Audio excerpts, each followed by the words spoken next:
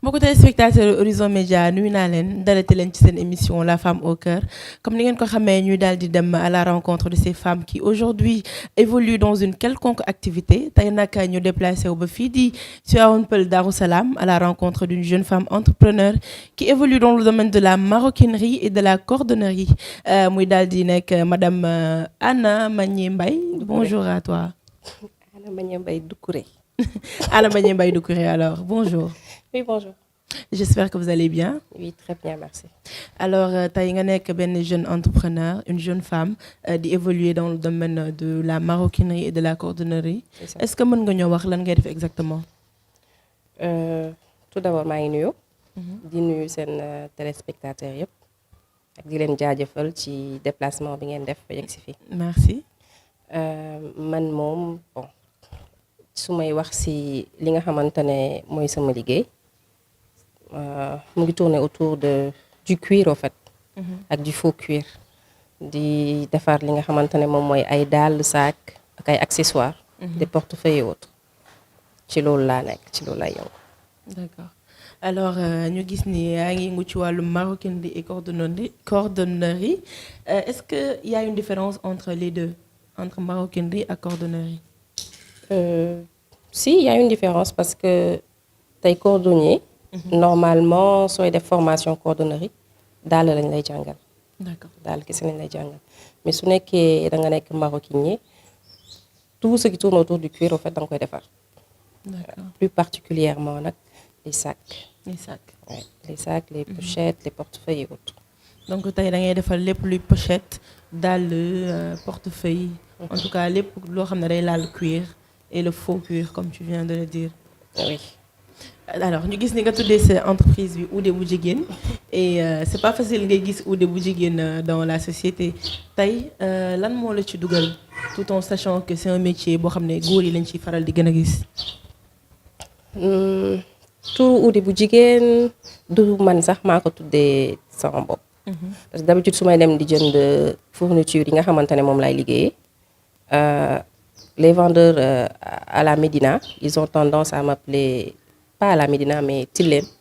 Ils ont tendance à me dire Oudé bu jigéen. waaw soo ñëwee di jënd da ngay naan ah yow Oudé bu jigéen nga. C'est comme ça que c'est parti en fait. C'est juste parce que fu ma dugg pour jënd matériel rek Oudé bu jigéen dañ may wooyu du coup je me suis dit pourquoi pas ma tuddee sama bopp Oudé bu jigéen. Oudé bu jigéen donc nit ñi ñoo la njëkk a jox tur bi après tu as trouvé que c'est une bonne idée nga adopté ko. Voilà alors comment ça s'est passé tes débuts comment c'était naka la njaay bi doon demee ou même la fabrication je peux dire. Tout au début c'était difficile parce que tout au début bien avant formation bi la ba pare. Parce que pour formation bi métti woon na. Donc vous avez fait une formation. Oui, j'ai fait une formation métti woon na parce que y avait même pas les moyens on peut dire ça. Parce que pour dem da ngay nekk di takkale. On sait que tout début est voilà difficile. tout c'est vrai. woo sa yaay mu takkale paas et autres des fois nga découragé parce que des gens te disent que non jigéen nga lii du métier pour jigéen et autres mais man moom j'adore les défis. lu métti moo ma gënal lu yomb. Effectivement. Du coup ma jàpp rek te woo bàyyi ba tey. Ok. C'est important donc comment se passe la production parce que gis nañ fi ay sacs en cuir qui sont très beaux d'ailleurs yu ci mel ni ay dàll aussi naka nga koy fabriquer sa matière première bi fan nga koy jëlee. Matière première bi maa ngi koy jëlee si Tilène. wala Pikine. parce que je pense que Oudé yi nekk biir Dakar yëpp xam nañ Tilène. xam nañ aussi Pikine. foofu la ñuy jëndee suñu matière première parce que comme que damay utiliser cuir ak faux cuir. cuir bi moom xam naa ne Pikine la ëppee. waaw Pikine daal laay dem su ma soxlaa cuir su ma soxlaa yeneen accessoires yi nga xamante ne pour rafetal li may defar la. ma dem Tilène. D'accord. Léegi quand la production comment ça se passe naka ngay def tey ba ñu par exemple ñu gis sac bu mel nii am na fu mu jaar. naka nga processus bi ou état bi même naka la. mun naa ne par exemple pour defar sac à dos. d'abord di nga xalaat modèle bi. D'accord. ban modèle laay def parce que si modèle bi ci la matière bi di doog a dépendre. parce que am na modèle yoo xamante ne da ngay utiliser peut-être cuir boo xamante ne cuir bu rigide la. D'accord. am yeneen yoo xamante ne cuir bi dafa war a léger pour mu mën a gën a génn. D'accord. da ngay xalaat modèle bi ba pare. dagg modèle bi à part doogu jël li nga xamante ne mooy sa patron.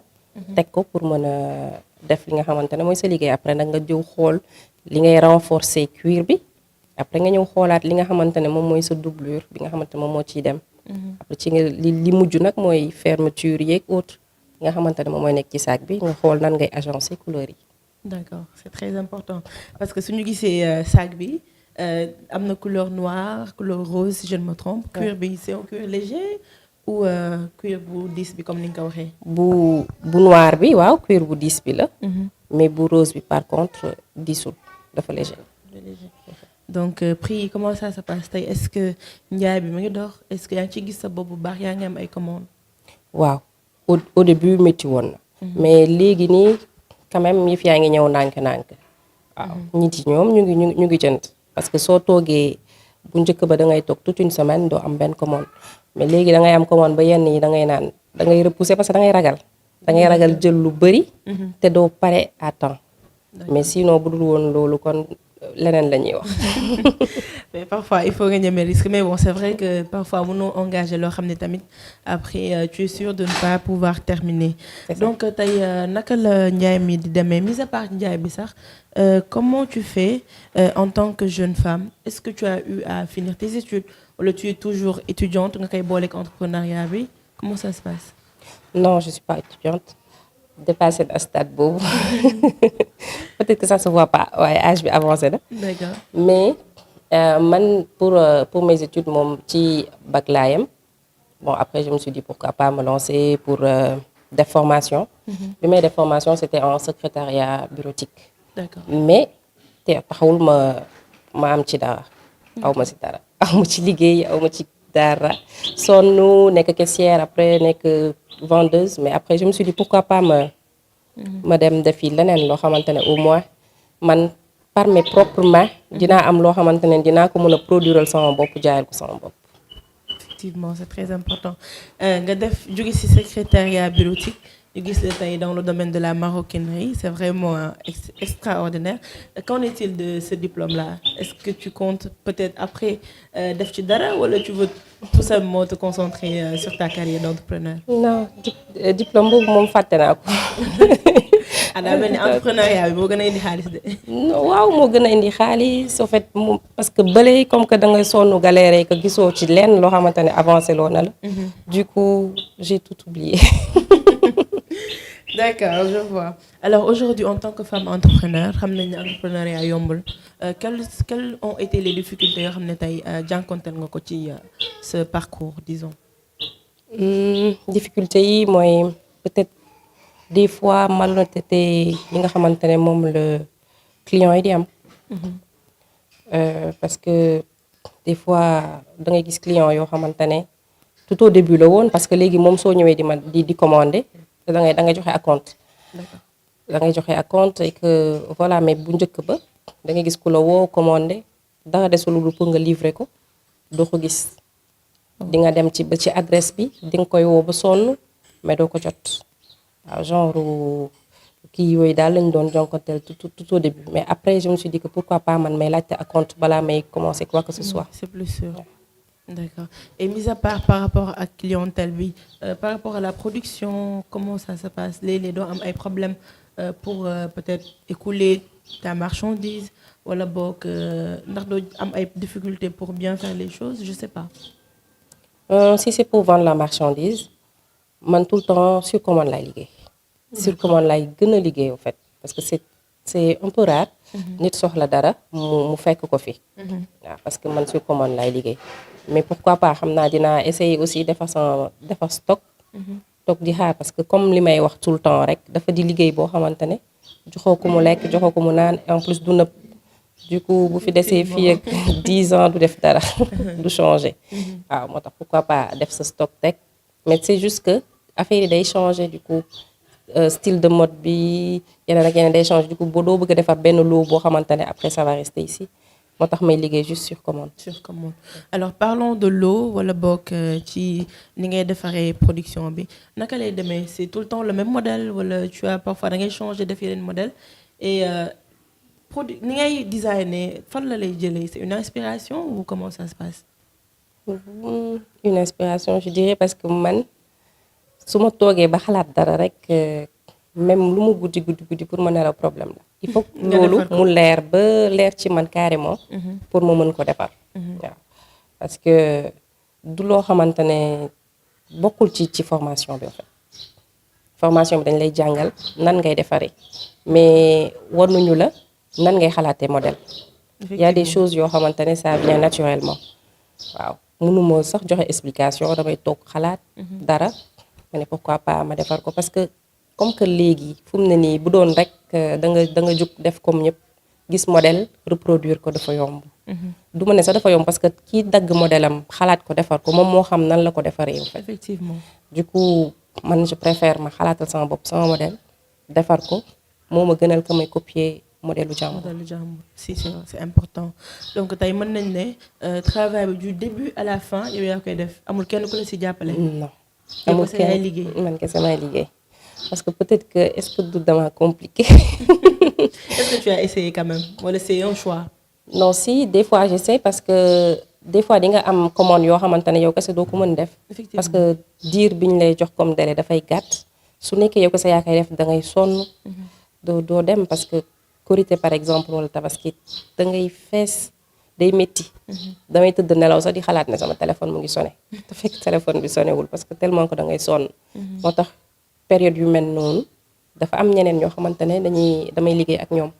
pour mu gën a gaaw si man gën a léger au fait ma bañ ci sonn. d'accord donc le fait que ngay liggéey ak ñeneen c'est juste temporaire comme période comme li nga wax léegi su fekkee commande yi dafa bari wala quelque chose du genre.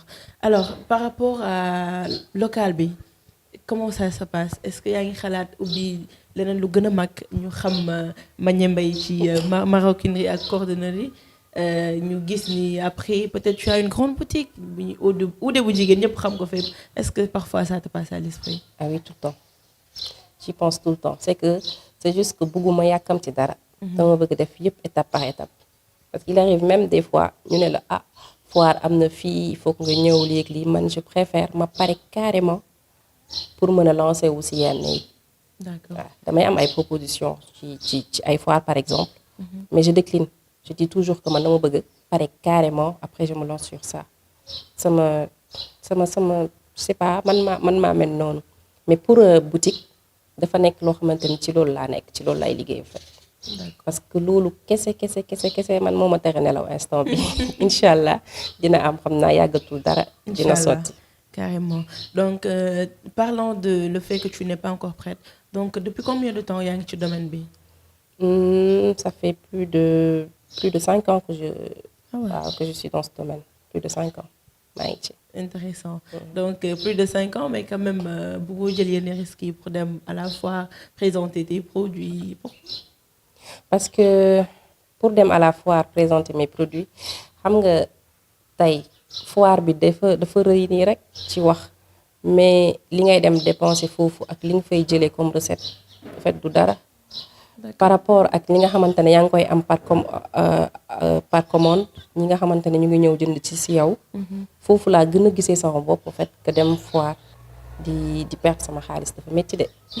yombul léegi du coup pour bañ a yàqal sama bopp dara. je préfère dem ba boo dëgëree pourquoi pas boo demee ba am sa boutique et autres am sa stock bu normal. même boo demul personnellement si foire bi tu peux chercher quelqu'un koo xamante ne mën na la représenter quand même. Très important. Alors, léegi par rapport ak vente bi tout à l'heure tu as dit que tu ne travailles que sur commande. Est-ce que par exemple ça t'arrive parfois même sans commande lors des ouvertures wala lors des fêtes nga defar stock bi rek teg nii nit ñi ñëw jënd. Bien sûr parce que man moom ci événement sax laay gën a liggéey. parce que damay dem ak concept boobu par exemple ouverture buy waaj a jot xam naa ne école day tijji. ma war a defar ay sac à dos defar ay dàll surtout pour xale yeeg yooyu dama koy defar teg di xaar parce que xam naa ni clients yi dinañ ñëw jënd si ko tabaski su ñëwee même chose muy Noël muy aussi pour yenn occasions yi pour les baptêmes et autres damay defar ay stock yoo xamante ne c'est juste uniquement pour ça en fait. man damay topp événement yi en fait. événement yi rek ngay topp. événement yi laay topp di waxee c'est important. Alors par rapport au tarif au prix est-ce que tey tu as un prix fixe pour tous les par exemple tous les sacs à dos wala tous les sacs à main wala da lay arriver parfois tu fais des réductions surtout par rapport aux événements. oui ça arrive que ma def réduction par exemple comme sac bi. bu ma koy jaay bi nga xamante ne je pense 36 centimètres la 36 centimètres la hauteur bi normalement 33 moom te faux cuir la moom maa ngi koy jaayee 10 000 francs il arrive que ma jaayee ko 8 000. D'accord. beneen bi moom moo ko gën a mag moom 12 000 waaw bii 12 000 laa koy jaayee. C'est la même matière? Oui, c'est la même matière, faux cuir là. D'accord. Faux cuir mais bu nekkee en cuir quand même prix bi day gën a cher. C'est plus cher. Ça, parce c'est que sûr. cuir moom mooy loolu. mais prix yi tamit dafay dépendre ci modèle yi. D'accord. am na modèle yoo xamante ne peut-être sac à main en cuir 55 000 am na 35 000 45 000. sac à dos bi par exemple c'est à 55 000. parce que tey cuir dafa nekk loo xamante ne mën nga ko yor fii ak 10 ans du def dara. Effectivement. du bouger du def dara tant que yaa ngi koy toppatoo der la dafa mel ni luy dund la au fait. donc toppatoo rek la laaj. du coup sac à dos yi 55 000 la mais si c'est en faux cuir ça sera à 8 000 francs. D'accord. C'est important donc cuir daal moo gën a cher parce que matière bi ci boppam c'est plus cher donc soo ko utiliser pour les accessoires accessoire bi day daal di gën a cher. waaw alors aujourd'hui matière première yi tout à l'heure nee nga Tilène d'habitude nga koy jëlee wala Médina est-ce que foofu kese la yam amul yoo xam ne da nga koy commander extérieur wala tout ici se résume au Sénégal. non donc am na yoo xam ne da nga koy commander parce que am na ñu bari ñoo xamante ne dañuy indi par conteneur. suñu wàccee conteneur la première chose bu ñuy def mooy dañuy woo ñi nga xamante ne ñooy oude yi cordonnier yi daal la ñuy woo. D'accord. bon suñu woowee keneen mooy woowaat moromam keneen woowaat moromam ne la endroit tel am na ku wàccee conteneur et bon ñi dañuy dem jëndi c'est comme ça que ça se passe. D'accord et boo demee tu as le choix wala boog da ngay ñëw ils t'ont déjà proposé à l'avance tu achètes ou bien tu fais le choix li nga xam ne moo la arrangé tu prends. Ouais, tu fais le choix am nga choix wu jënd lu la neex en fait man je dis tout le temps que fii moom ñàkkul dara. peut-être que les choses ne sont pas accessibles. Effectivement dafay cher et autres wala fi nga ko war a dem jëli ji sori. mais amul lenn loo xamante ne am na Europe te amul Sénégal parce que dàll boo bëgg mën nañ la ko defaral. te fii lañ koy jëndee defaral la ko. c'est très important d'où l'importance même du made in Sénégal. te foog naa ne yow tey ci li ngay yëngu nii ça s'inscrit directement dans ce mouvance là dans cette mouvance plutôt. oui bien sûr parce que les gens ont tendance à dire que bu ñu gisee nga defar par exemple sac boo xam ne dafa ànd ak pagne tissé wala wax wala daal moom rek lañ jàpp ne que loolu mooy made in Sénégal alors que mun nga defar loo xamante ne c'est totalement moderne. loo xamante ne feneen nga koy gisee da nga koy xool mais doo yaakaar ne mukk fii lañ ko defaree Sénégal bëri na fi c'est juste que fu mu ne nii sax ñu ngi commencer di yeewu au début yu bëri ñu ngi ko doon defaree biir Sénégal mais dalay jaral nga dem jënd étiquette boo xamante ne made in Italie lañ ci bind def ko si parce que xam nga ne Sénégalais yi suñu gisee loolu la ñuy jënd te par contre fii lañ ko defaree clients yi suñu ñëwee di jënd ñoom duñu xam dañuy rejeter yi nga xamante ne moom lañ defaree Sénégal alors que ñu ngi consommer loo xamante ne Sénégal lañ ko defaree parce que étiquette bi rek la ñuy changer. alors c'est quoi le problème lan moo tax sénégalais tey bëgguñu loo xam ne defaruñu ko seen dëkk tout en sachant que les artisans les cordonniers sont en train de faire de gros efforts pour li xam ne am nañ ko extérieur ñu mën ko am fii su ko defee duñu mën a denk di importer tout le temps di mën a jënd fii. en gros si ñun la cordonnier yeeg maroquinier yi ak ñëpp ñoo xamante ne ci local la ñuy liggéey. parce que dañoo desee dëggu en fait gis nga nit boo fonkee sa liggéey. suñ la joxee liggéey da nga lépp nga ci da nga ko war a jox akkam. effectivement nga defar loo xamante ne nit ki bu dellusee bu keroogee dina dellusi waat bu ko jotee tamit dina ci kontaan. ñun nag loolu moom mooy suñu problème parce que des fois da ngay daje koo xam ne par exemple jënd na dara ñëw yëkkati ñëw indil la ne la xoolal ma ndax lii cuir la parce que dina xam ne nit ki daf ko nax daf koy naan li cuir laa la jaay ko prix bu cher alors que du cuir genre yu mel noonu day tax nit ñi dañuy perdre confiance au fait c'est pas parce que ñu bari tamit dañuy jënd ay accessoires yoo xamante ne ñu ngi koy jëndee en Europe par exemple. dafa cher foofu mais dañuy jàpp ne que cuir la ñu yore fekk tax liñ jënd du cuir. mais finition bi mooy normal ba de telle sorte que nit ki loo ko wax ci prix dina ko jaral en fait ñun loolu moo ñu manqué. mu ngi changé nag mais xam nga rek du ñàkk suñu biir dina am ñoo xamante ne dañoo desee dëggu. mais loolu kese moom moo tax sénégalais yi di kii mais bon et autre chose aussi parce que dafa cher. suñu matière première dafa cher. dafa cher trop moo tax tey jii boo gisee ku la defaral. lu normal tout en cuir muy sac muy daal prix bi dafay cher par rapport ak li nga xamante ne moom lañ lay indil yu jóge Turquie. wala ñu indil la ko mu jóge États-Unis wala France dafay cher. D'accord.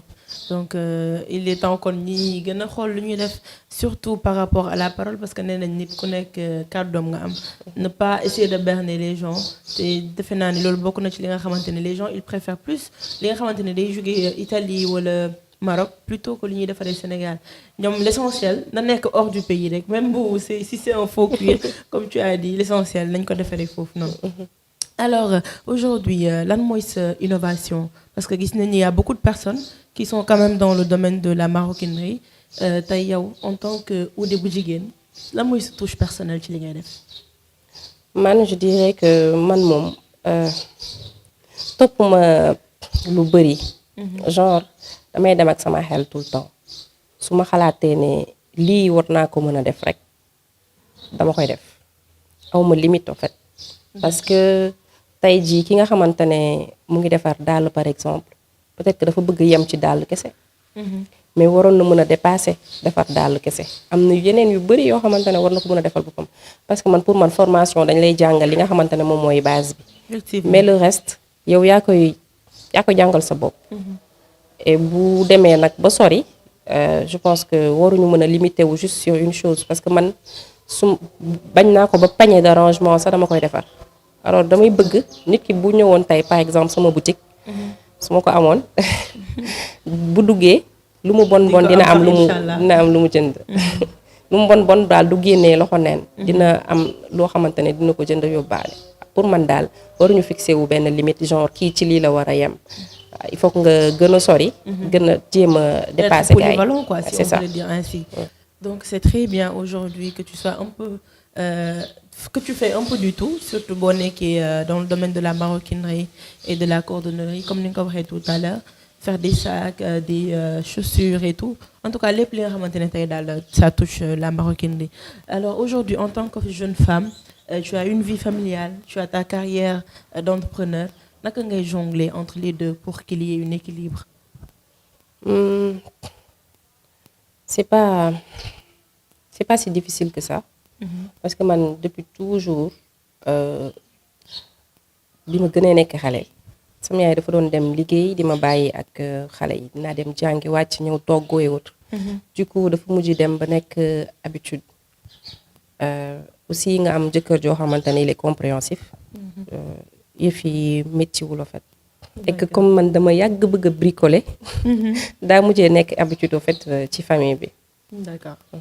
C'est bien mais quand même il faut une bonne organisation parce que comme ni nga ko waxee tout à l'heure tout le temps tu as des appels il y a les commandes à côté aussi il y a la famille qui est là. boo xam ne da nga ko war a toppatoo il faut une bonne organisation. Oui c'est vrai qu'il faut une bonne organisation mais je sais pas sentiruma ko bu baax parce que xam nga bu nekkee da ngay def loo xamante ne daf la neex. balaa ma koy sentir nag day fekk peut-être par exemple événement am.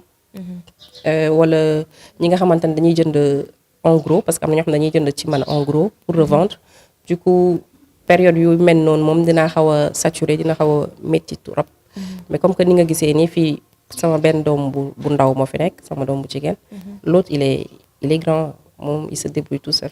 D'accord. Alors il faut donc une bonne organisation quand on est entrepreneur pour pouvoir jongler entre sa vie de famille et sa carrière d'entrepreneur.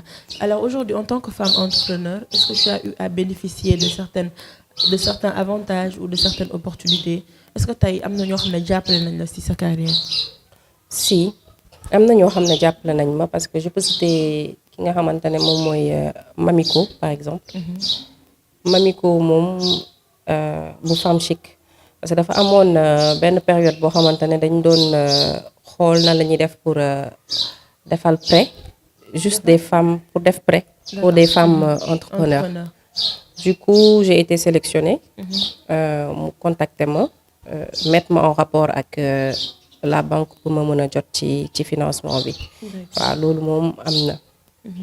Et est-ce que vous avez une association aujourd'hui, association des femmes entrepreneurs yoo xamante ne parfois vous faites des panels ou des conférences juste pour plus booster ou encore pour orienter de mieux en mieux les jeunes ou même les femmes?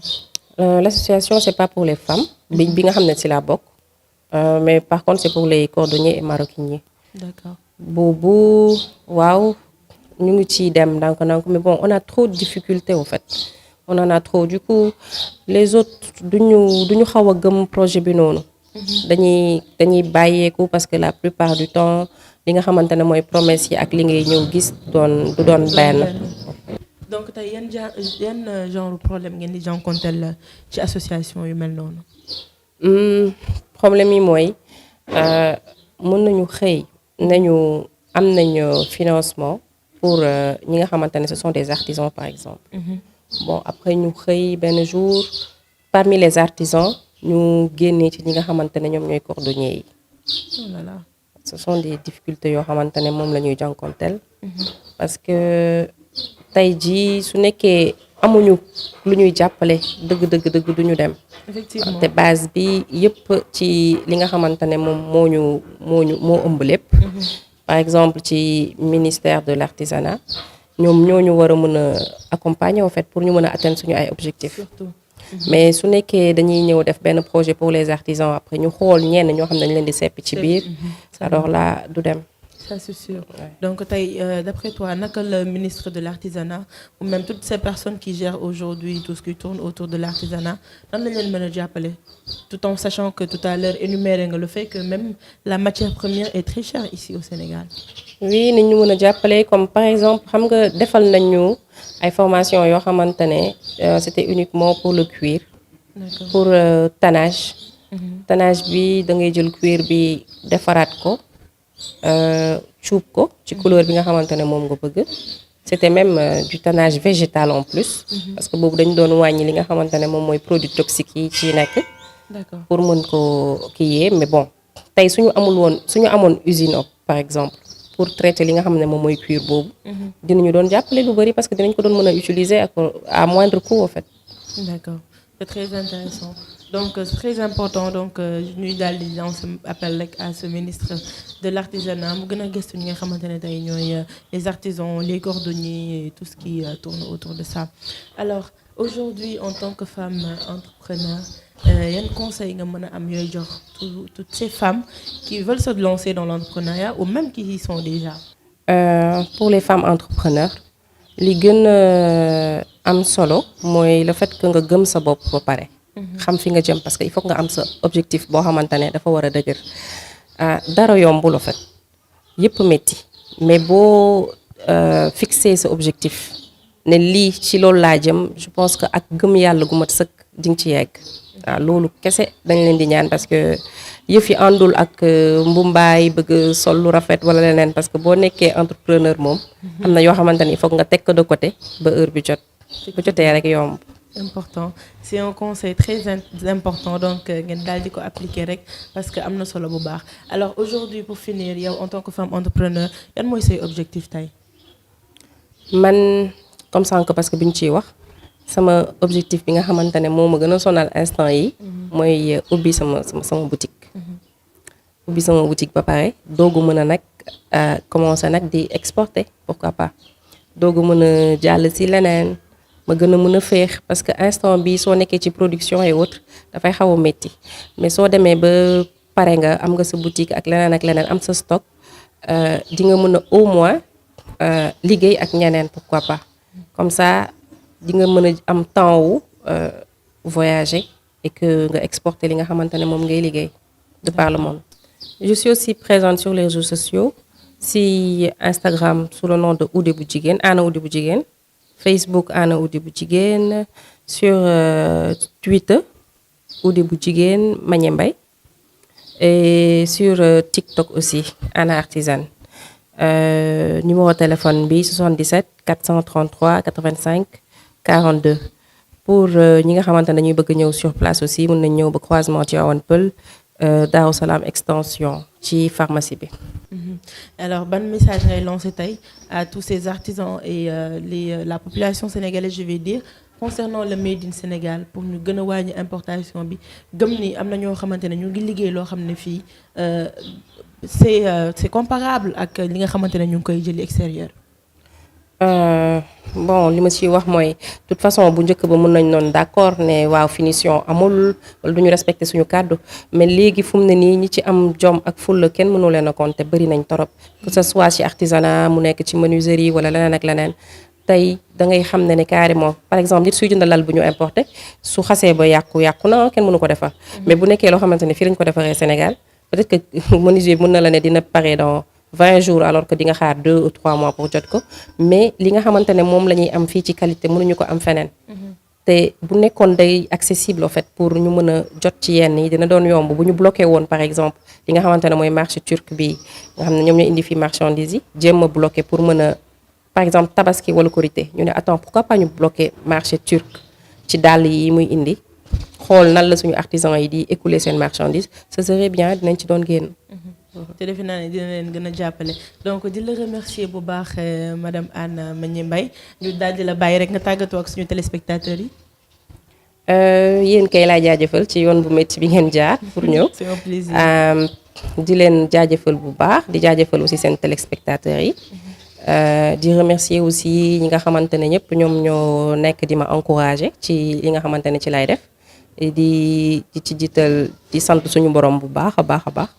di teg ci sama yaay ak sama pap teg ci sama jëkkër ak mes enfants ainsi que toute ma famille. Merci beaucoup alors merci à toi donc comme ni ngeen ko gisee chers téléspectateurs tey ñu daal di ñëwoon ba fii di Tivaouane Peulh Darou Salam ak kii di madame Anna Magné Mbaye cordonnière mais aussi qui est dans la maroquinerie mu nekk jigéen ju jàmbaar et je pense que son parcours et son histoire va aujourd'hui inspirer beaucoup d'autres jeunes surtout en particulier parce que gis ngeen ko c'est une très jeune femme donc di leen wax rek ni que entrepreneuriat amul âge et croyez en vos rêves faites ce que vous voulez ce que vous aimez mais surtout ngeen def ko comme ni mu waxee pour ne pas parfois bañ a tenir les promesses comme ni ko ñenn ñi di waxee ba mu jaral leen ñu daal di importer yeneen i matières si yeneen dëkk donc merci beaucoup chers téléspectateurs nee naa leen ni lay demee à chaque fois dans votre émission La Femme au Cœur di leen jox dig daje la prochaine fois ci beneen numéro ak si suñu beneen invité d'ici là portez-vous bien.